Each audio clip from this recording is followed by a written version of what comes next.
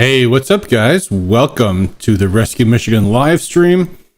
It's your host, Adam D'Angeli. Tonight, our usual co-host, Shane Trejo, is not available. I think he's on the road or else decompressing from getting back from the road. So it's just me tonight. So if you are in the chat, by all means, please interact. Please type in your questions because otherwise it's just me. And I've got plenty of topics to talk about. There's so much that's going on. So there will be no shortage of things, but obviously the interaction is always so helpful. And if people have questions, comments, my audio seems like it's really loud right now. Let me see if I can fix that. Hold on. Let me just turn it down just a little bit.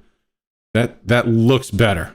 Let me know in the chat if the audio is okay. I think on our last live stream, we had some real problems in the beginning, but I'm pretty sure that you all can hear me okay. So let me know if there's anything going on. In the meantime, I guess we'll just get right into it. There's been a lot happening, but the big priority for us these past 48 hours, we're getting in all of your petitions, not technically petitions, but public comments to the Secretary of State regarding the most egregious of actually three different things that, okay, people are saying audio okay. Appreciate that. Thank you, guys. Three things the Secretary of State was trying to do due to weaken election integrity in Michigan.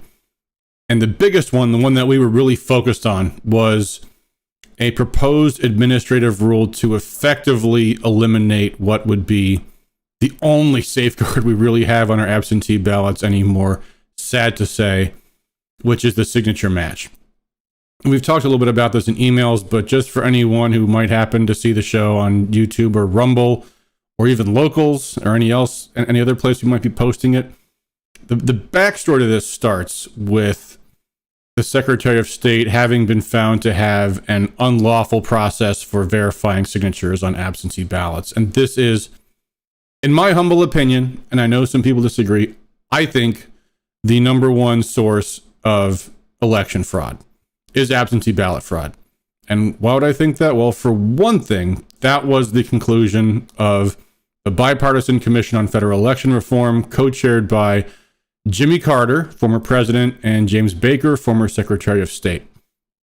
And the reasoning was actually pretty straightforward. It's because absentee ballots are out in the field. They're not contained in a polling place environment you have on election day where you have observers on both sides verifying that people are doing the right thing. You're supposed to, in fact, have bipartisan representation among the actual staff at the polling places. Although that's an issue and we'll probably talk about this in a moment when we get into more election integrity stuff. That was badly undermined in the last election as well. But of course, with absentee ballots, there's all kinds of ways that things can go wrong because the ballot goes through the mail, it goes to a voter, the voter might not be there, somebody else might be there, somebody might intercept the ballot going in one direction or the other. And the signature match is supposed to be the one thing that lets the election officials know that the person returning the ballot is the person to whom it was actually issued.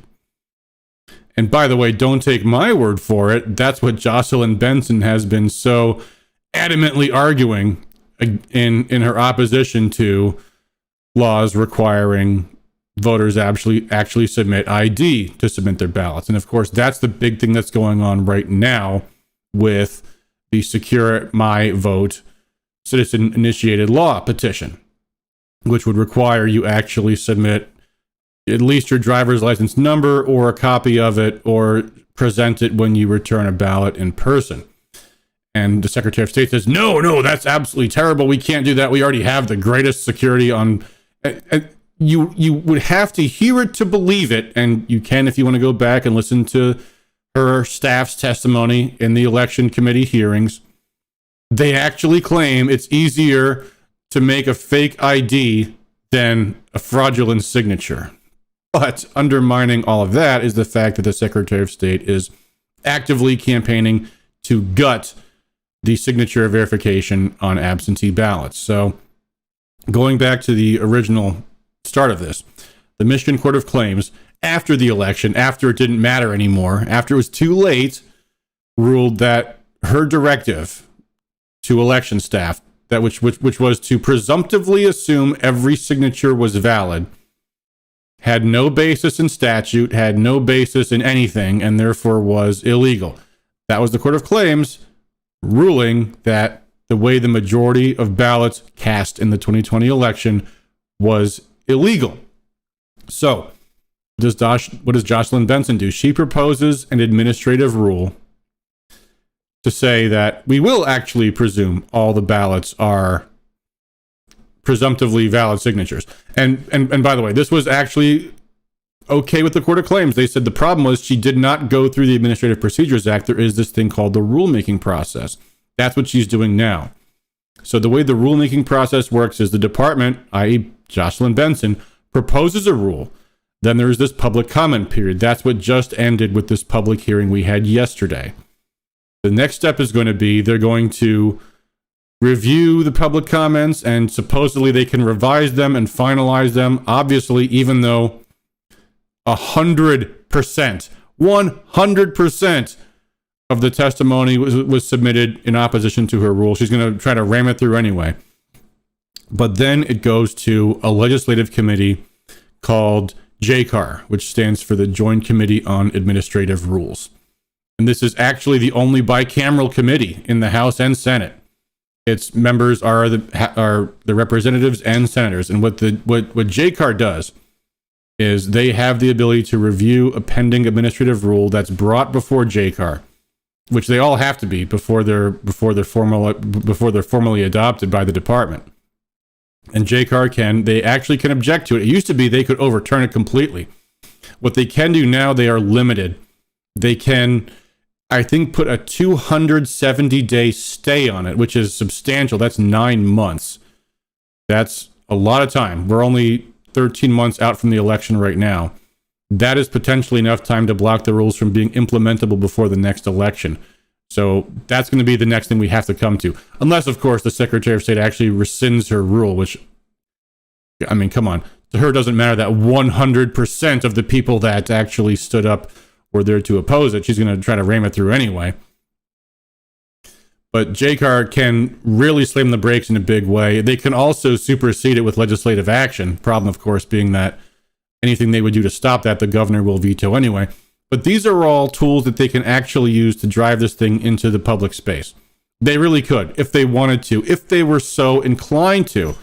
And we're going to talk about that in a moment, about other election integrity elements, things that the legislature could be doing and aren't doing. But let's get back to talking about Jocelyn Benson, talking about this hearing. So here's what we did. First off, we had on our website a way for you to submit the public comments online on our page. So we had a pre-written letter, which people were allowed to edit. They could change it to say whatever they wanted, and then just put in your first name, your last name, your zip code, your email address. You could click submit. And then what would have happened if you did that, and by the way, in the chat, let me know if this was the case or not the case, was that we would send the message to the Secretary of State, copying you on it, saying, here is my comment on this. We were making it extremely easy to submit your comment, because that's the way you get more people to submit comments, is you write it for them. And by the way, there is a big myth in politics that politicians can't or won't or shouldn't consider form letters from organizations. That's absolute, complete nonsense. I mean, you can look at the Federal Register if you want, because there's a similar federal rulemaking process where all those comments are published, and you'll see scores and scores and scores of proposed rules where groups on the left and the right will submit the same letter over and over again.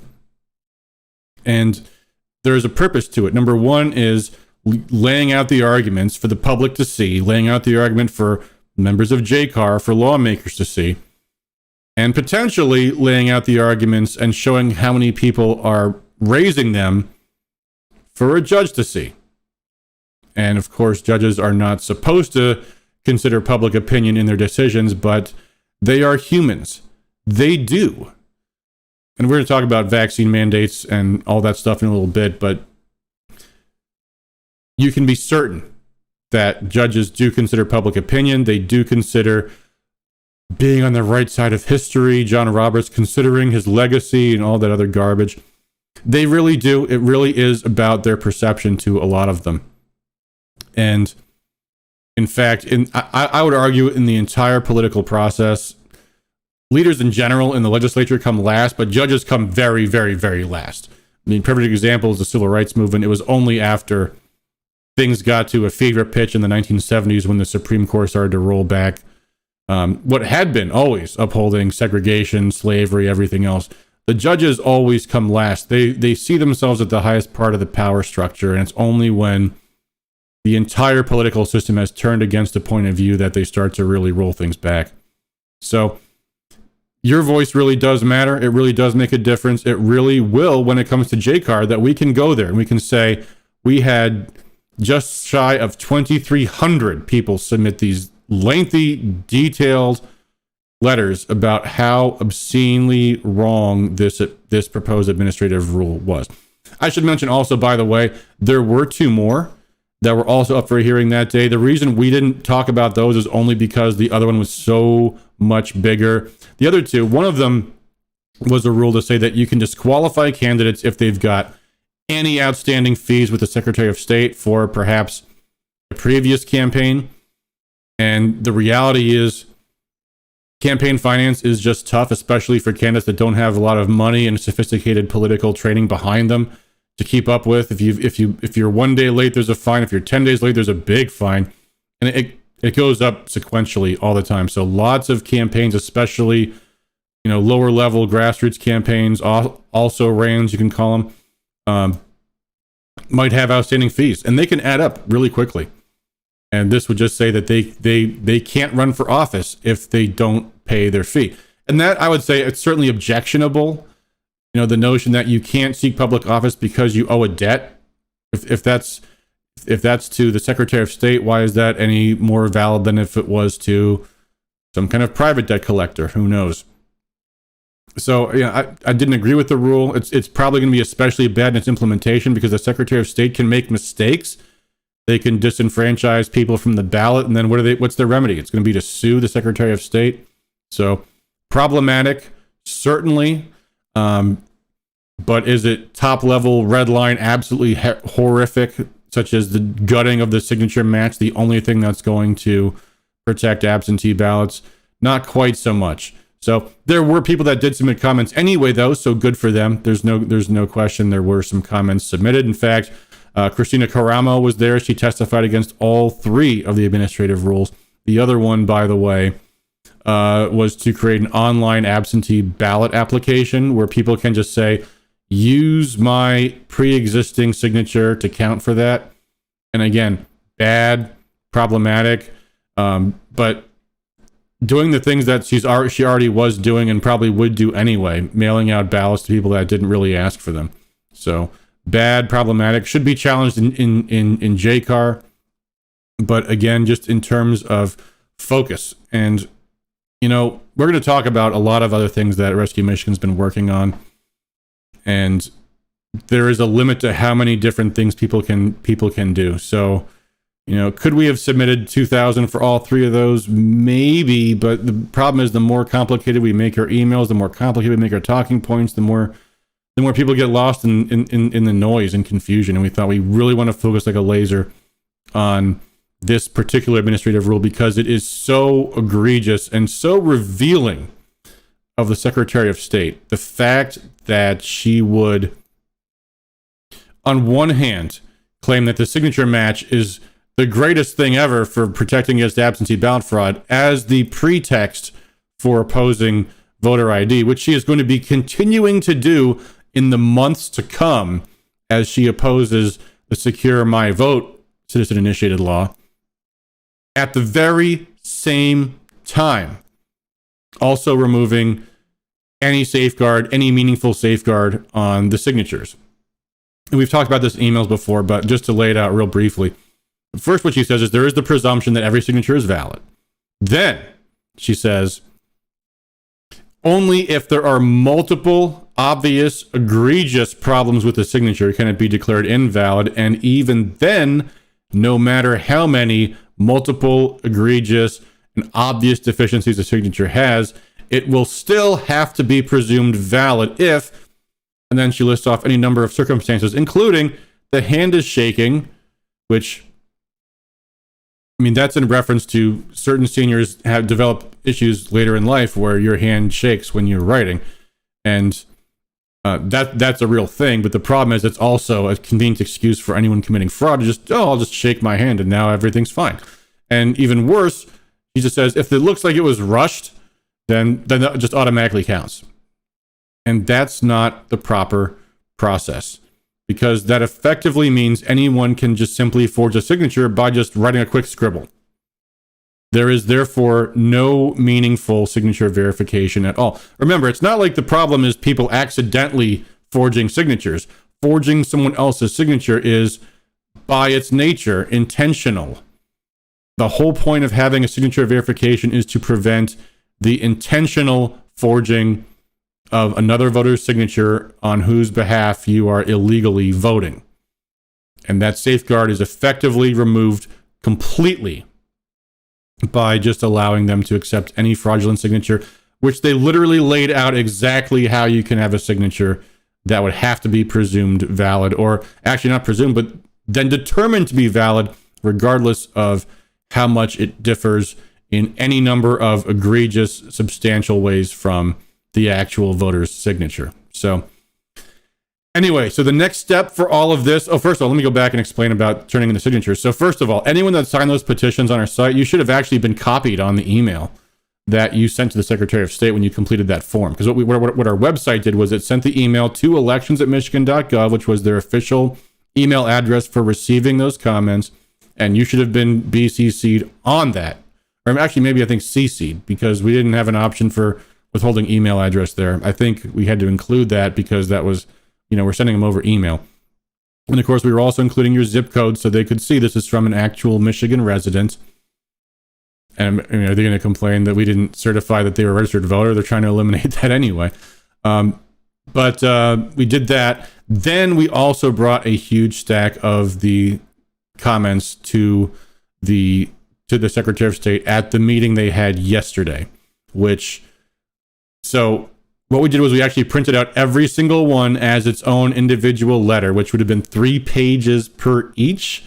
And then because of a stupid glitch in my computer, it actually printed a 4th blank page for each one. And rather than try to remove 2,000 blank pages from the pile, we just printed all these off until eventually my printer just completely broke down. The drum broke and there was toner splattered everywhere. It was a horrible mess. The internals of the printer had to get cleaned out. So we turned in I would say probably about 1,000 petitions that we managed to print, but then also yesterday, just before the 5 p.m. deadline, we emailed them one email that just said one consolidated file with all of them together. So if they're, we don't want to make it seem like we're making the work hard for them. So we gave them one PDF file that included all 2,300 of your letters into one file. So they didn't have to do any scanning. It was all there. We gave it to them in 3 different ways. So there is absolutely no legitimate excuse they can claim later on to say that we didn't deliver the petitions. We delivered them in person. We delivered them as they came in immediately. And then we delivered all of them before the deadline yesterday. So all of them went in. All of them were delivered. So we'll see where this goes. It should be rescinded by the SOS, but she has no moral compunction and the media won't check her on it, so they won't. So the next thing will be the showdown at JCAR, and that won't happen until the Secretary of State submits the finalized rule set, and then the legislature has a period to review it, and then they can put a hold on it for 270 days. That's 9 months. And hopefully that's long enough to push it back to the end of the election. And it's also going to be a time period for litigation there too. And hopefully the Court of Claims or the state Supreme Court or even a federal court will look at this and say this is an absolute clear violation of statute. This is clearly authority that the Secretary of State does not have. So that's where that all left off. By the way, guys, if you have comments in the chat, please feel free to leave them. Ceci says it was good to see you at the GOP leadership conference last weekend. Yes, I do want to talk about the Mackinac conference. We didn't get a chance to talk about it on the live stream with Shane, but we did go up there. We, in fact, I still haven't shared you guys the photo we got. We sponsored this reception for Congressman Matt Gaetz from Florida and Christina Caramo, who spoke. It was absolutely wonderful. It was great seeing everybody there. It was at the Pink Pony. For those of you who don't know about the Mackinac Conference, it's this biennial leadership conference the Republican Party has every 2 years. And it's always strange, I'll say that. The first time I heard about the Mackinac Conference, I was a volunteer for Dr. Ron Paul in 2007. He was running for president in 2008. And the big story back then, which actually is going to be relevant to tonight's show because this guy's come back into the media recently. But what happened was Dr. Paul was at a presidential debate, and he made a valid point about the September 11th attacks and saying that, you know, our country had been meddling in the Middle East for years and years and years, and it could have been predicted that there would be a terrorist blowback. And then his opponent at the time, Rudy Giuliani, who of course was the mayor of New York on 9/11, was really campaigning against radical Islamic terrorism and everything else, accused Dr. Paul of something he didn't actually say. He said, "You're saying that we deserve the 9/11 attacks?" And of course, that was not what he said. He just said, "I understand." And Dr. Paul stuck up for himself. He said, I believe what these terrorism experts," and he quoted somebody, "say when they teach and talk about blowback, and that it's not that we're saying we deserved it, but we have to understand our policies have consequences, and this is why we shouldn't be meddling in third world countries and overthrowing democracies here and there and everywhere, et cetera, et cetera." So what happened after that exchange was that the chairman of the Michigan Republican Party at the time, Saul Anuzis, called upon Ron Paul from being barred from all future Republican Party debates. And of course, those are fighting words for the Ron Paul supporters, which at the time was this growing grassroots movement, and there's probably some Ron Paul supporters who are still with us in the audience today. In fact, I know some of them I've been in contact with ever since for the past, it's been almost 15 years now. But anyway, so what happened was the Ron Paul supporters got together, and as it happened, the chairman of the RNC at the time, what was the guy's name? It was like Mike Duncan or something like that, whatever his name was coming to Michigan to support Saul Anuzis, who was getting all this heat from the Ron Paul supporters for that. And so we actually filmed this. Actually, I think probably the first YouTube video I ever made. I was looking for it. I couldn't find it. If I find it, I will post it on the channel somewhere. But we made this video where we all confronted Saul Anuzis. And there's this one woman. She was like a long-term member of the Eagle Forum, confronting the guy. I wish I could remember the name of the GOP chair at the time. Confronted him, calling out Saul Anuzis, calling out everybody else. Made a great video. And what we were demanding was that the GOP pay Ron Paul's way to the Mackinac Conference. And that was our demand. And of course, the GOP wouldn't do it, but the result of it was the Ron Paul supporters absolutely overwhelmed the Mackinac Conference and drowned out the opposition. In fact, I think I actually did find the clip. Let me see if I can find it here.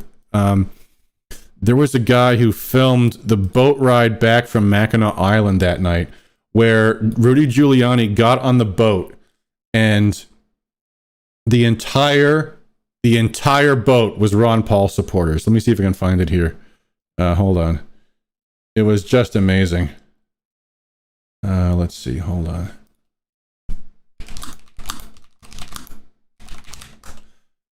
Anyway, the point of this all is that yeah, here we go. Here's the clip. Hold on. Let me share my screen. Even if you miss the candidate riding on your ferry,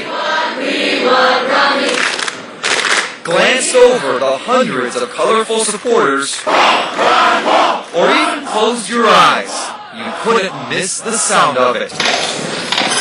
Horse country was elephant country. I really appreciate the enthusiasm. On the porch steps, Congressman Ron Paul, low in national polls, had a big, loud following. The support is growing. We didn't realize how much support we had.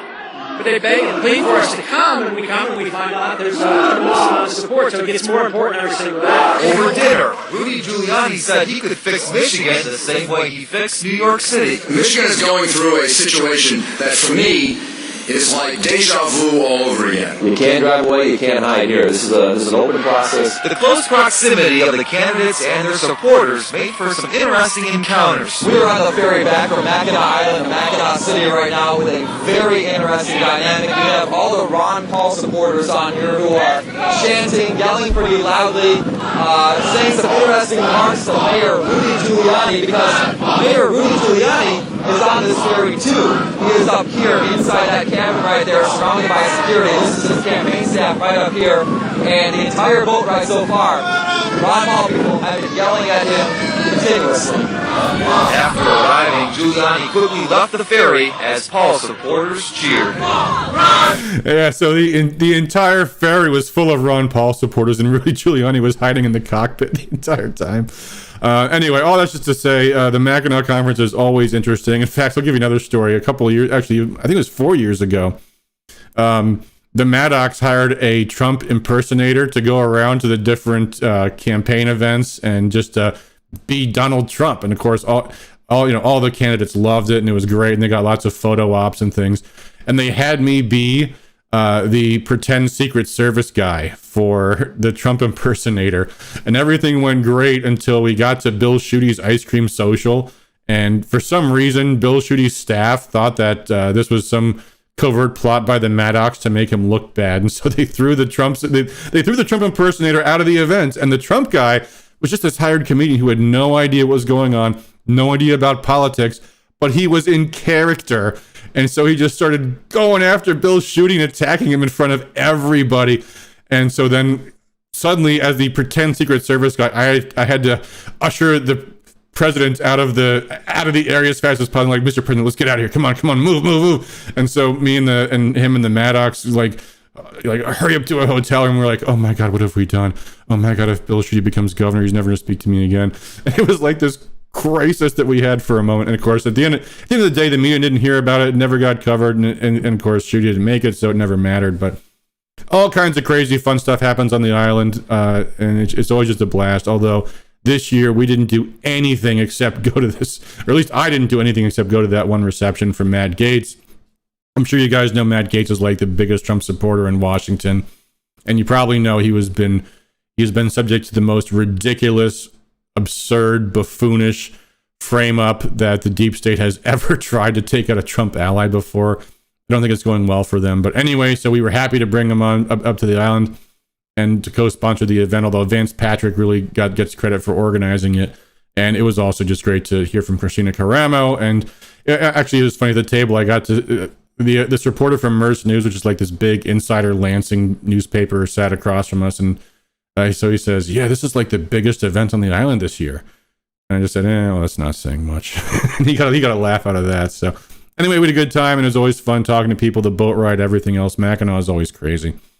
But apart from that, it was actually kind of dull because there was very little presidential campaign activity. It wasn't like we've got I think most of the establishment knows the race is Donald Trump's, unless he decides not to run. But if he does, it's going to just be his. The media coverage about Mackinac was just ridiculous. But they did a straw poll that said, oh, it looks like Trump's support is waning because only 50% of the people taking the straw poll at the conference were voting for Trump. It's like, yeah, except the Trump supporters didn't bother going to the hotel. They didn't bother paying the money. The people that were going to the way the Mackinac conference works is there's this official conference that you got to pay, I think $150 or something. It's at the Grand Hotel. Typically, you got to get a room on the island. So there's a lot of money, and most of it is like old GOP money. But then the grassroots people just, rent a hotel off the island, take the ferry in, go to the different receptions on the island, and then just leave. So they didn't take the straw poll. So anyway, but I want to bring it back for a second to Saul Newsis. The time the state chair of the Michigan Republican Party. At one point, he had designs on becoming the national RNC chair, but that never panned out for him. But he's back in the news now. We have another assault on our democracy to handle, and that is there is a citizen-initiated law proposal circulating for a national popular vote compact. So let's explain what this is first of all, and then we'll explain how that's going to go, And then we'll explain Saul. Well, let me just say this. It's being pushed by two people, the Democrat establishment and Saul Nuzis. He is now the voice of the Republicans in favor of the national popular vote. And this thing is a very slick, huge campaign. In fact, let me see if I can find the news story about this. A couple of years ago, there was a story where this lobbying firm paid for a whole bunch of Michigan lawmakers to go to Hawaii to hear their sales pitch on the national popular vote. Because that's what you got to do, right? You got to take a trip to Hawaii to find out about how the national popular vote works. Let me see if I can find this story. Michigan lawmakers, Hawaii, national popular vote. I'm sure there's going to be stories about this. Yeah, here we go. So this is from, it's a left-wing group, but it's still, this is from the, hold on, let me open my browser here. Michigan Campaign Finance Network. They're really a left-wing group, but whatever. It's still a basically accurate story in this case. So yeah, Michigan Republicans push popular vote bills after a trip to Hawaii. And more than 20 Republican lawmakers traveled to Hawaii, Puerto Rico, and other vacation spots in the past 2 years, where on one day, they attended a seminar presented by a California group pushing to change how Michigan awards its electoral votes for president. It doesn't take a genius to figure out why they would support this, because Donald Trump did not win the popular vote in 2016. Because it weakens the electoral college, it weakens the representation that smaller states have, and here's the thing that people don't understand about exactly how this really works. It benefits hugely the campaigns that have more money. And Donald Trump's campaign was really not driven by big money. In fact, all the Wall Street interests, all the massive globalist interests were all backing Hillary Clinton. They were all backing Joe Biden. That's always been a thing. Donald Trump has certainly been able to raise enough money to win. But here's what you have to understand. If you have a presidential race and you have a few key swing states that determine the outcome, then your campaign can focus on those key swing states. If your campaign has to win the national popular vote, what do you have to do? You have to be able to compete financially in all 50 states. It makes every campaign extraordinarily more expensive. It benefits the wealthier candidates. It works the same way with the primaries, too, by the way. The way you've got Iowa, New Hampshire, South Carolina. If you had every single state all on the same day decide who the nominee for president is, the most funded establishment campaign would win every single time. I mean, that's the only way Ron Paul was even viable when he ran in 2008 and 2012 was his campaign. You know, he didn't have the mass media. He didn't have the Republican establishment, but he had a hardcore grassroots following.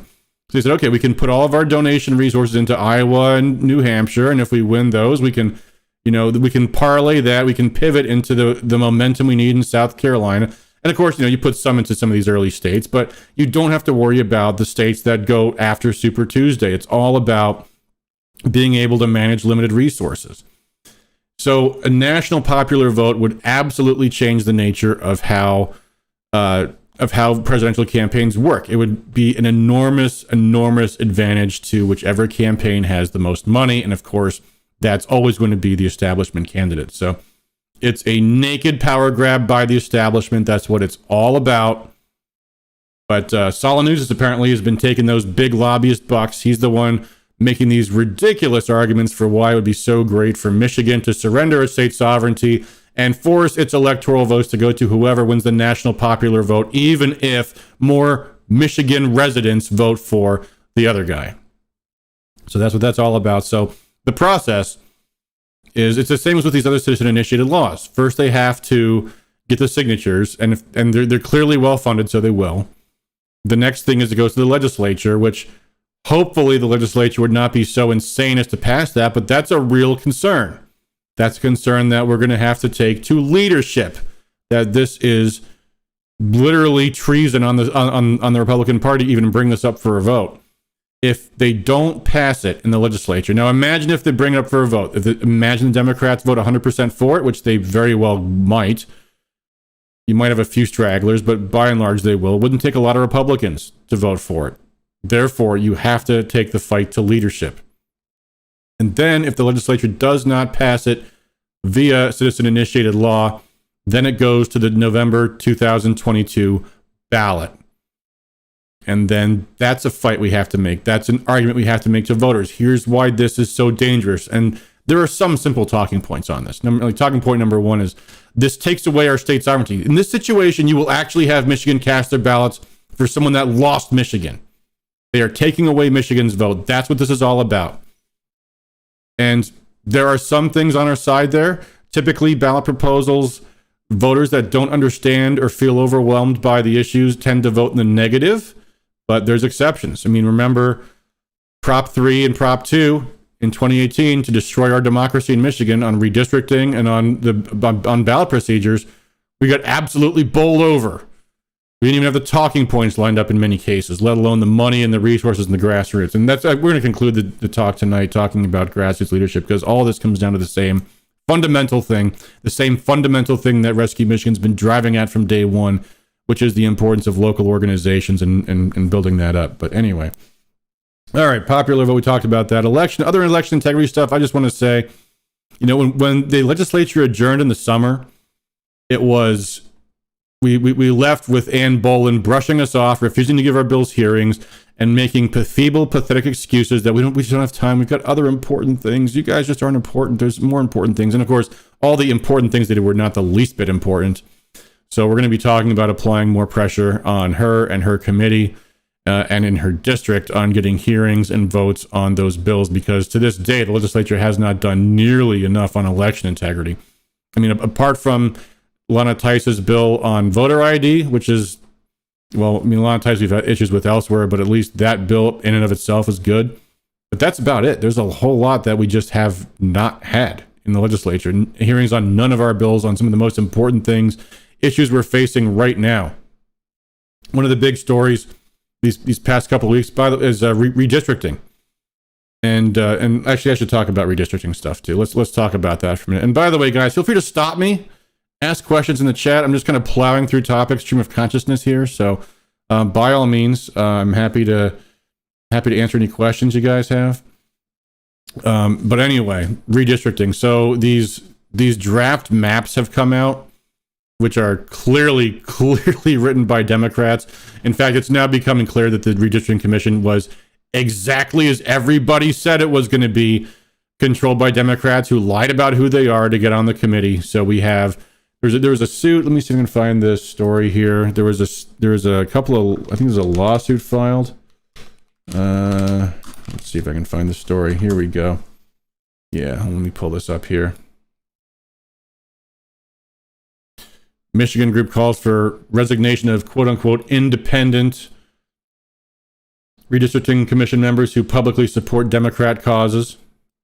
And yeah, they are Democrats. No question about it. So you've got this independent commission member who has posted, let's see here, what does it say? One applied for the commission as independent, saying he does not affiliate with either party, but then it shows he supported members of the Democrat Party, but not Republicans.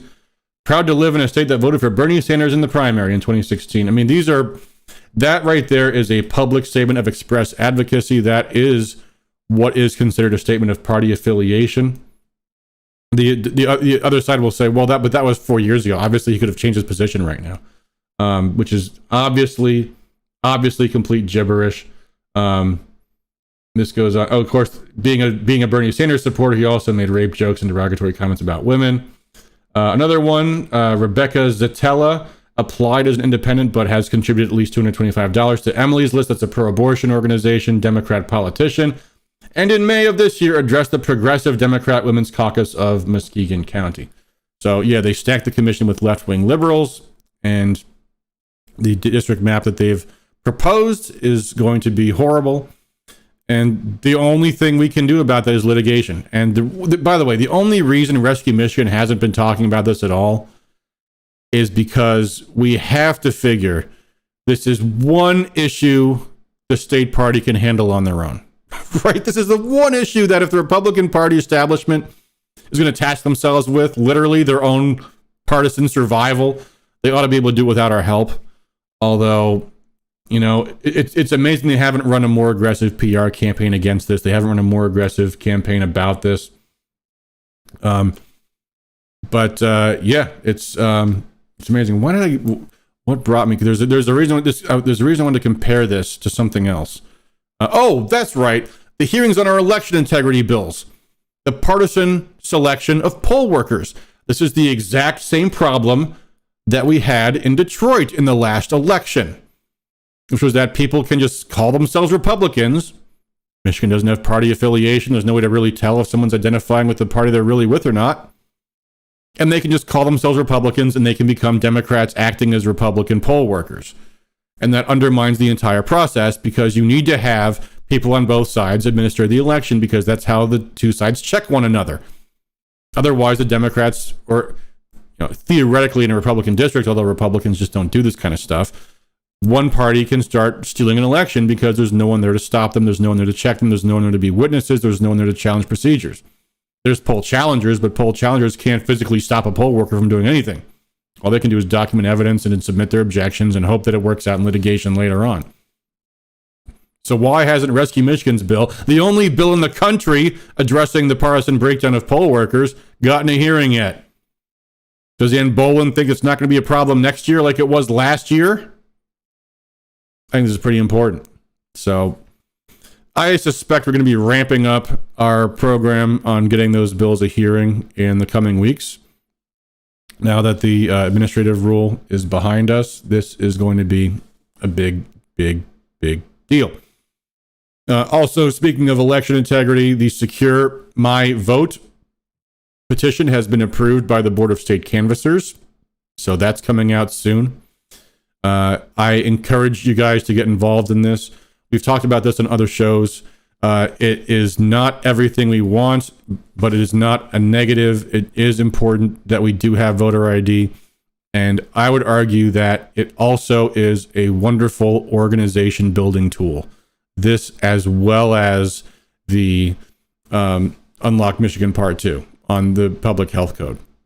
By the way, I'm not going to put this number out publicly, but email me or contact us over the Rescue Michigan site. I have a contact who is involved in the company that pays people to collect those petition signatures. So if you want to get paid for the work you're doing anyway as a volunteer, ask, and I can put you in touch about actually getting a job as a petition signer because they do pay people to collect signatures. And that's not some kind of scandalous thing I'm revealing here. All of the people that have successfully done ballot initiatives have paid circulators. So if you want to become a paid circulator, contact us and we'll see about getting that going for you. But the point being, though, also getting signatures, especially going door to door in your precinct, in a local location where you can identify people that are in your neighborhood, as opposed to if you go to, I don't know, the Ann Arbor Art Fair or something where you just get people signing from all over the place. If you get people signing in your own precinct, your own neighborhood, your own township, people who will sign these petitions are people that care, people that you might contact, you might reach out to. I mean, they won't give you their email address on the petition sheet. You might have a sheet on the back saying, hey, if you care about this, give me your email address, let's get in touch. Or you can even send them a letter or visit them, if you get their address. These are organization building tools. These are opportunity battles. This is really important for you guys to remember, is when you go out for a campaign and you're knocking on doors, you don't want to give over the valuable data you've collected to the client and not made any use of it for yourself. If you're a precinct canvasser and you're knocking on doors and identifying neighbors that feel the way you do and care about the issues you care about, you want to follow up with them. You want to write this down. You want to have that information for yourself, and you can. So make sure you do that. But yeah, these petitions are a great way to get involved, a great way to grow an organization. So by all means, Unlock. We've talked about both these petitions. They both have flaws, but they're both positive things. So Unlock Part 2, Secure My Vote, good stuff. We do support you guys getting involved in that, and they are worthwhile. All right. I'm going to change topics here, but again, folks, please, we love the interaction. If you have comments, questions, anything in the chat, just post them there. I will read off your chats. Jay, thank you for your kind words about the testimony on Friday. Patrick, thanks for your comment. We really need to get normal people to wake up and understand the precedence. The presidency, I think, is what you mean is everything. Well, it's not entirely everything. In fact, I think If anything, Donald Trump proved the presidency is not everything. The president is only 1/3 of the federal government, and in fact, he doesn't even have all that much control over his own administration, apparently, at least when our side's in charge. But no, it's not just the presidency. It's also the judiciary. It's also the legislature. It's also the state level. It's also the local level. And what's going to make the difference at all of those levels is grassroots leadership. And I'm going to really try to hit that topic some more as we get a little further on here. Just doing a time check. We're 45 minutes in already. All right, I'll try to go faster. I will try to go faster. Vaccine stuff, vaccine mandates, still no action yet, as far as I know, in the House or Senate. And honestly, I have to go back and check. But keep signing those petitions, keep sending those letters in. We really are important. And I think the medical research just keeps on going further and further in our favor. The latest story, of course, is that there's now Merck is developing some kind of pill to relieve the symptoms of COVID, which is important because the vaccine is not the only answer. And the legal basis for the emergency use authorization is that the vaccine is the only answer. And this is the way big pharma operates. This is why ivermectin and hydroxychloroquine and everything else is not allowed to be said to be a remedy, because it undermines the legitimacy of forced vaccinations under the quote-unquote experimental use authorization. Now, as far as litigation goes, there's been tons and tons of litigation on this. The big news, and again, if you guys want to find out more information about this, there's lots of legal channels on YouTube. Viva Fry has covered this extensively with Robert Barnes. But the gist of it, the biggest takeaway so far is that the most successful arguments against the mandates in the courts so far have been the religious exemptions. And now, personally, I don't agree that the other arguments, particularly about natural immunity, particularly about that it's my body, I'll do whatever I want, God damn it, is not equally valid. But the point is that the courts are taking the religious exemptions the best. Those have been where we saw there was a preliminary injunction issued and extended in a case in Western Michigan against Western Michigan University. That same judge did not give the injunction to people asserting the immunity exemption. And again, I think those arguments are absolutely as valid. I think those things should be brought forward. I think they should be challenged, and I think they should be continually pressed and pressed and pressed. But people are asking about how I can challenge these mandates and not lose my job. And the most important thing is exerting a religious exemption.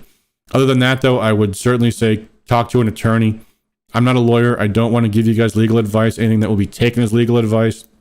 I actually saw an interesting chat with a guy who's been, and I think still, once again, is a candidate for the state Supreme Court, who was talking about how it's very important when you craft your objection letters to do it a very certain way. And there's certain things you want to avoid doing. For example, your employer might challenge you to say, well, tell me what your priest said about it. And your answer has to be, that's not the test. The test is what my sincerely held religious beliefs are, not what my churches are. There's certain things you have to know. And again, don't rely on me for this. Talk to an attorney if you want to do something like that. But the basic thing, and Robert Barnes, by the way, was talking about this yesterday and saying it looks like what the courts are going to try to do is cave in on the religious exemption and therefore have an excuse not to hear any of these other issues. And that's shameful, that's cowardly, but those are the courts.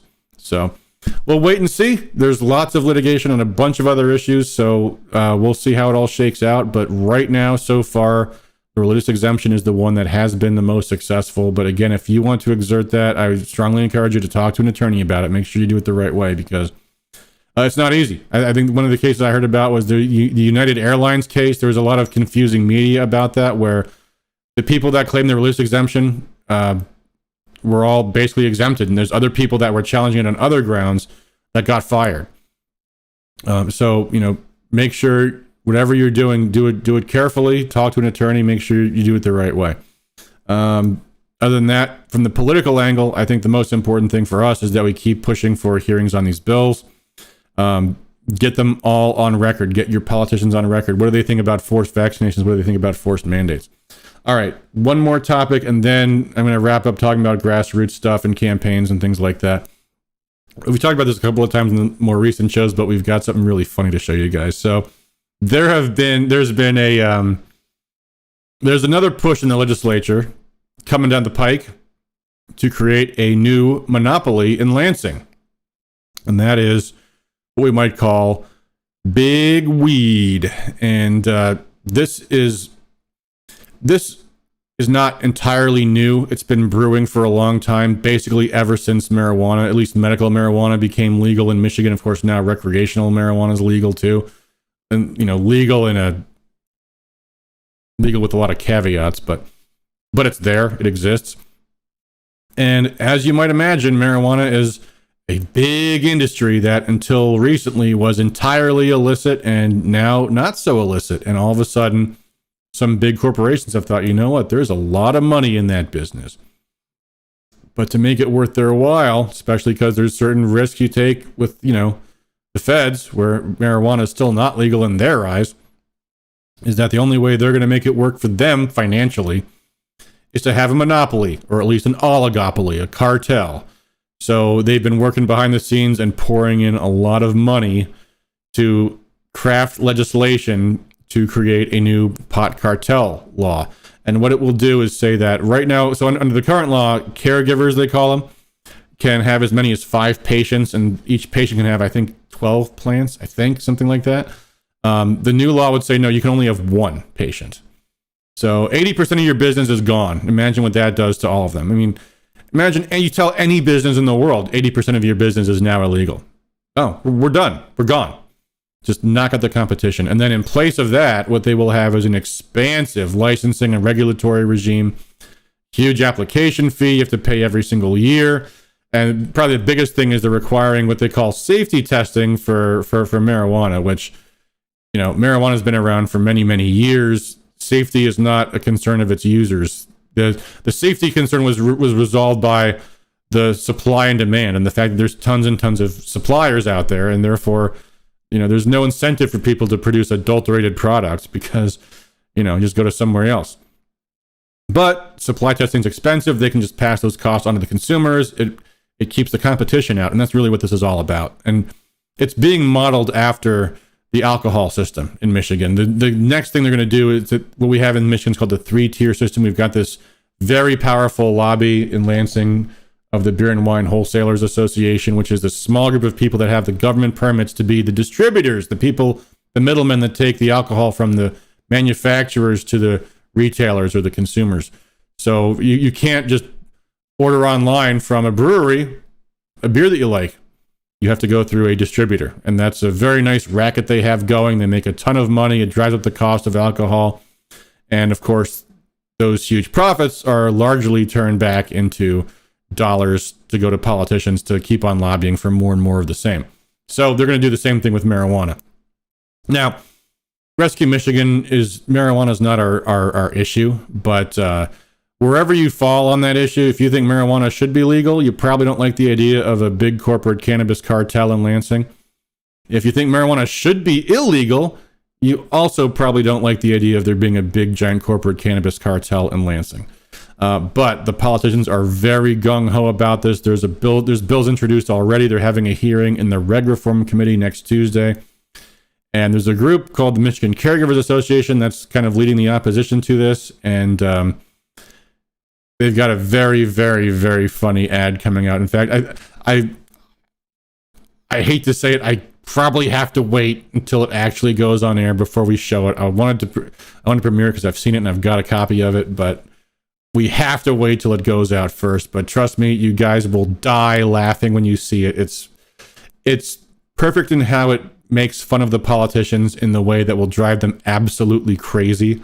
And I can't wait to share it with you. So look forward to that. That's coming very soon. But in the meantime, feel free to call your lawmakers and tell them vote no on House Bill 5301. That's the primary bill in that. There's a few others. 5300 and 5302 are companion bills. There's also these trailer bills we've heard about called 53. I think it's 17, 18, and 19. They're going to throw in exempting marijuana from sales and use tax to, I think the idea is to sweeten the pot for lawmakers and say, oh, this is good for the cannabis people, and the marijuana people all love that. Now, the reality is, for the issue we just talked about, that it's a wash. It doesn't It does because it affects them both the same. It's not going to do any good for the local producers, but it'll benefit the huge ones. In fact, if anything, it's going to benefit the huge cartel more, because after they slam the door and put the competition out of business, only then will the elimination of the sales tax kick in. So that's happening too, and they're also doing a bunch of stuff too to regulate what people can do in their homes and things like that. So anyway, that's all coming down the pike too. So keep an eye out for that, because we're gonna have some fun with that one. Anyway, all of this to say, there's also a million other things going on in Lansing. There are campaigns happening everywhere. Campaigns for state rep, campaigns for state senate, where we don't even know where the districts are going to be. There's campaigns for secretary of state, campaigns for attorney general, campaigns for governor. And there are all of these issues we've talked about, and many, many more. I assure you, there's more out there, folks. It never ends. And the only way we're going to get a handle on all of this is by broadening the number of people who are involved, who are activated, and who are engaged. It's not enough for the people who are already here, who are watching tonight, the 15 of you. Maybe there's probably actually more. That's what my thing is telling me, but it's funny. Every time I log off, I suddenly have 100 more views than it says I've got. So who even knows what the truth is? YouTube is notorious for defrauding their customers, so whatever. But whatever it is, the point is, there are tons of people out there who aren't hearing about this, who don't know all this inside baseball, and who really won't. Grassroots leadership is what's going to make the difference, because all this stuff is going to eventually happen locally. All the state legislation, the question really is, where's my lawmaker on this? Is his or her vote in play? Is his or her seat in play? Where's the best use of my energy? Where's the best use of the grassroots? We haven't even talked about school boards. We haven't even talked about local government, and all these things are in play. The number one thing is getting out there, going out, knocking on doors. So as always, I have to put in a plug for the Rescue Michigan system, where you can actually acquire your precinct voter file, where you've got the list of who in your precinct is most like you politically, the people that are active voters, people who are donors, even people who are identified as conservatives or libertarians. We've got issue scores, phone numbers, and of course active voters versus inactive voters, because that's what's going to change the way things go in this country. I was watching Tucker Carlson had a great bit earlier this week talking about mass hysteria and how a population can get swept up in this, and what's keeping people under this spell is that the only people that they're seeing are the people that don't talk politics, period, where it's just not even an issue, or the mass media, the corporate media, and the totally controlled social media.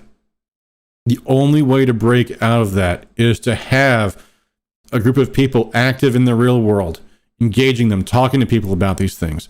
It's absolutely critical. The days are getting shorter. It's getting colder. There's still time to go out and knock on doors. And you can even in the winter, but I'm telling you guys, there are people on your street, in your subdivision, people who feel the same way you do, who are looking for some way to get involved, to get active. And if you don't reach out to them, the only people that will be the political establishment, will be the rhinos, will be the corporate interests, the moneyed interests, and of course the left. And the left are out knocking on doors, folks. So you have to do the same.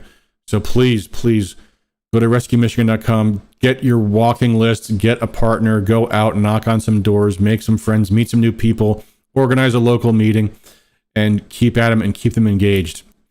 So, all right. Well, that I think about wraps it up. But as always, please, folks, if you have any questions, comments, leave them in the chat right now. I'll be happy to stay on, answer anything I see. Amber says Mackinac was a phenomenal event, talking about the Matt Gaetz and Christina Kramer. I agree, Amber. It was a wonderful time. KLS and C85 says, it sickens me that Iraq, where I served in 2003, 2004, can do a better job having elections than we did in 2020. Yeah, I think the Middle East stuff, Iraq and Afghanistan especially now, just goes to show what absolute piles of garbage traitors that the left is. But and this is something that they have not even been able to control in the media. But these are all things that people can relate to. the horror that our country is going through, events that we used to think were unthinkable. I remember not long ago there was this TV show called House of Cards, where they had a whole plot line about social media, and in fact it was just a search engine. It was they had some company made a made up company that was obviously Google. And the big scandal was that Google was secretly working with the Republicans to manipulate what people saw, and that could influence votes. And in the show, it was taken for granted. Obviously, that would be a crazy scandal if it turned out that people were being manipulated by search engine results. And now, of course, it's allowed to be considered acceptable that these major networks are actively influencing thought and controlling people's ideas by controlling what they see. So, yeah. It's absolutely crazy. Well, hey guys, thanks so much for joining me. It's been a fun stream. We've covered a lot of topics. There's a lot going on. So hope you've all found this informative. As always, thanks for all that you do for liberty. We're going to have more exciting content next week. Hopefully some good interviews coming up soon too. So look forward to that. If you're not already on our email list, sign up at rescuemichigan.com. Sign up, get your voter files. And yeah.